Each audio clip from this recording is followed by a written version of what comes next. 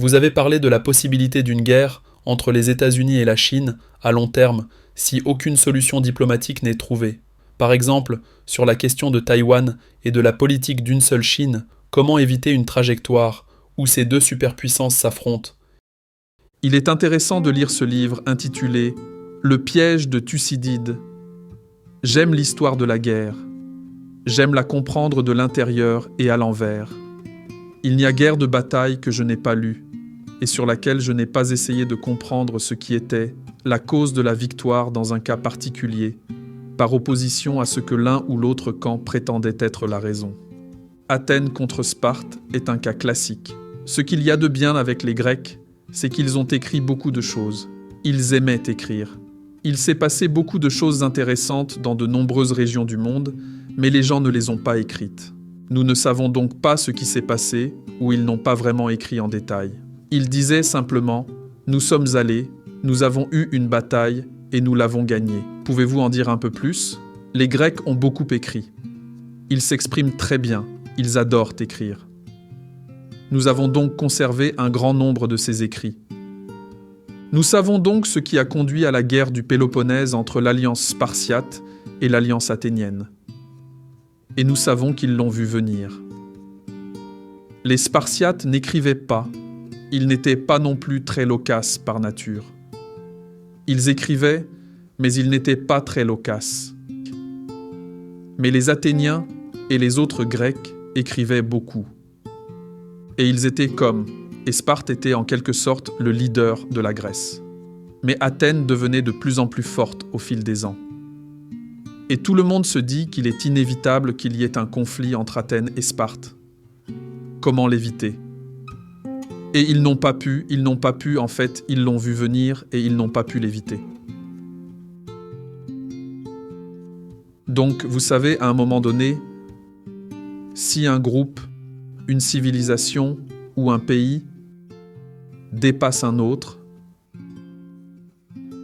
un peu comme si, vous savez, les États-Unis ont été le plus grand gamin dans le quartier depuis, je pense, autour de 1890, d'un point de vue économique.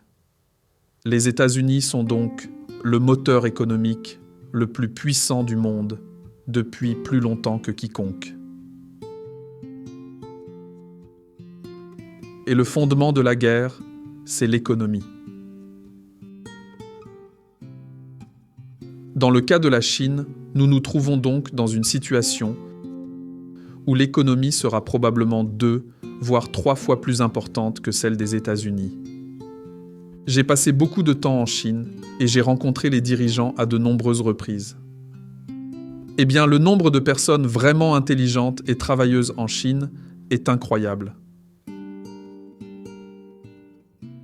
Il y a beaucoup plus de personnes intelligentes et travailleuses en Chine que chez nous, à mon avis.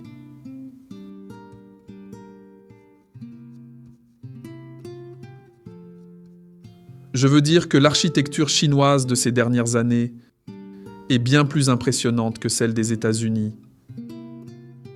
Les gares, les bâtiments, le train à grande vitesse, tout. C'est vraiment bien plus impressionnant que ce que nous avons aux États-Unis. Je veux dire que je recommande à quelqu'un d'aller à Shanghai et à Pékin, de regarder les bâtiments et de prendre le train de Pékin à Xi'an, où se trouvent les guerriers en terre cuite.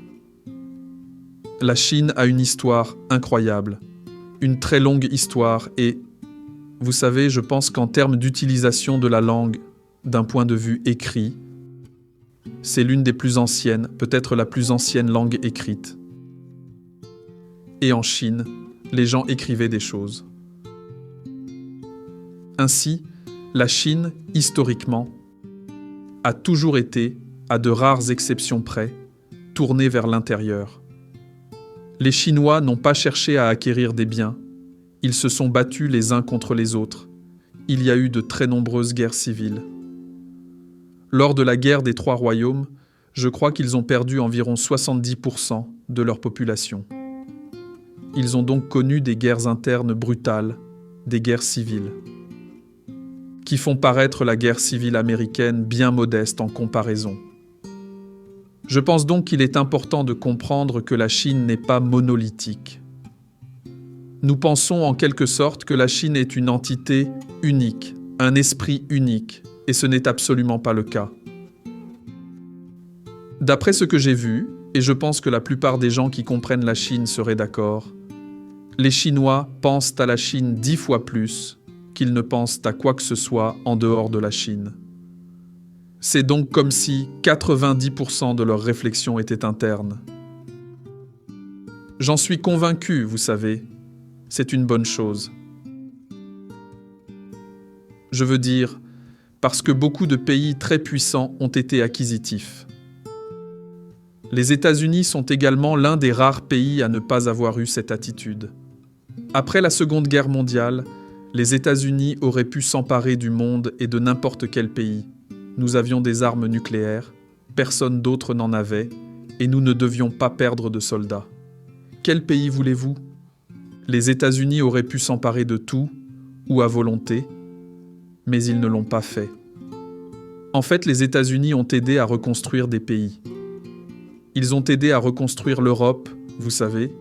Ils ont aidé à reconstruire le Japon. C'est un comportement très inhabituel, presque sans précédent. Vous savez, les États-Unis ont fait des actes de bonté ostensibles, comme le pont aérien de Berlin. Je pense que l'on dit toujours que l'Amérique a fait de mauvaises choses. Bien sûr, l'Amérique a fait de mauvaises choses, mais il faut regarder l'ensemble du bilan. Et d'une manière générale, vous savez, une sorte de test serait de savoir comment vous traitez vos prisonniers de guerre. Ou disons, sans vouloir offenser les Russes, que vous êtes en Allemagne. Nous sommes en 1945. L'armée russe arrive d'un côté, les armées françaises, britanniques et américaines de l'autre. À qui aimeriez-vous que l'on se rende ? Aucun pays n'est moralement parfait, mais je recommanderais d'être prisonnier de guerre avec les Américains. Ce serait mon choix. En fait, le docteur von Braun s'est dit qu'il fallait se faire capturer par les Américains. En fait, les SS avaient l'ordre d'exécuter von Braun et tous les Rauchiniches allemands. Ils ont échappé de peu aux SS. Ils ont dit qu'ils allaient se promener dans les bois. Ils sont partis en plein hiver, sans manteau. Ils ont couru, sans nourriture, sans manteau, sans eau. Ils ont couru comme des diables vers l'ouest. Et par pure chance, je pense que son frère a trouvé un vélo ou quelque chose comme ça. Ils ont pédalé vers l'ouest aussi vite qu'ils le pouvaient et ont trouvé une patrouille américaine. En tout cas, c'est l'une des façons d'évaluer la moralité. Où voulez-vous être prisonnier de guerre ? Ce n'est amusant nulle part, mais certains endroits sont bien pires que d'autres. L'Amérique a donc été, loin d'être parfaite, une force généralement bienveillante. Et nous devrions toujours faire notre autocritique et essayer de nous améliorer. En ce sens, la Chine et les États-Unis sont similaires. Aucun de ces deux pays n'a été acquisitif de manière significative. Il s'agit donc d'un principe commun, je suppose. La Chine est très attachée à Taïwan. Elle a été très claire à ce sujet pendant longtemps. De son point de vue, ce serait comme l'un des États, comme Hawaï ou quelque chose comme ça, mais plus important qu'Hawaï. Et Hawaï est très important pour nous. Il considère donc qu'il existe une partie fondamentale de la Chine, l'île de Formose, aujourd'hui Taïwan, qui ne fait pas partie de la Chine, mais qui devrait en faire partie. La seule raison pour laquelle elle ne l'a pas été est la présence de la flotte américaine du Pacifique. Et au fur et à mesure que leur puissance économique et militaire se développe, ils disent clairement que leurs intérêts se matérialiseront. La Chine a été très claire sur le fait qu'elle incorporerait Taïwan pacifiquement ou militairement, mais qu'elle l'incorporerait de son point de vue est tout à fait probable.